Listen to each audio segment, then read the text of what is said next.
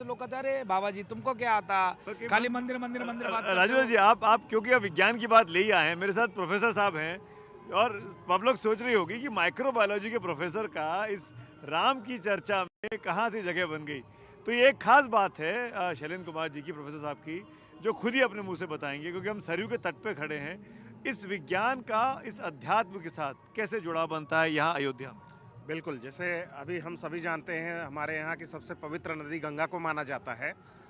लेकिन गंगा से अगर हम तुलना करना चाहें तो सरयू का महत्व कम नहीं है।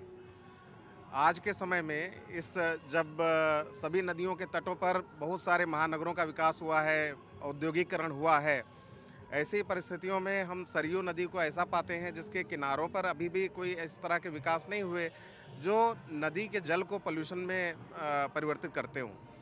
तो हमारा जो अध्ययन रहा है वो इस सरयू नदी के जल और उसकी गुणवत्ता के ऊपर है। हमने इसकी एनालिसिस करी है पूरी उत्तराखंड से शुरू करके, और जब ये बिहार में इसमें गंगा आ कर के मिलती है, वहाँ तक का पूरा अध्ययन है।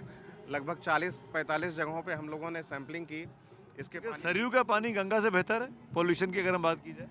पॉल्यूशन की अगर हम बात करेंगे तो जैसे माइक्रोबायोलॉजिकल पॉइंट ऑफ व्यू से तो दोनों में बहुत अंतर नहीं आएगा, लेकिन जहाँ तक पोल्यूटेंट्स की बात करें तो गंगा के पानी में कई सारे इंडस्ट्रियल सिटीज़ होने की वजह से वहाँ पे पोल्यूशन ज़्यादा है, जिसमें एक कानपुर का सबसे बड़ा योगदान होता था।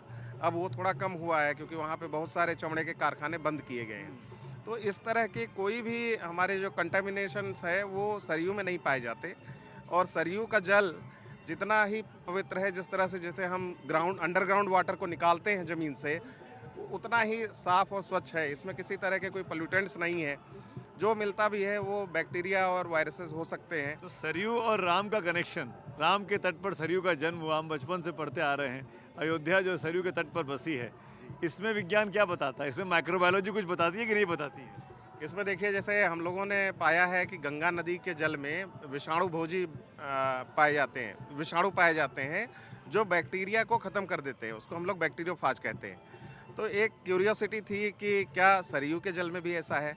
तो हमने उस तरफ कुछ काम किया है और थोड़े-थोड़े हमको इंडिकेशंस मिल रहे हैं कि हम उस पे और आगे बढ़ेंगे तो हमारे परिणाम बहुत ही अच्छे होने वाले हैं, और तब शायद हम ये कह पाएँगे कि सरयू का जल गंगा के जल से कहीं कम नहीं है।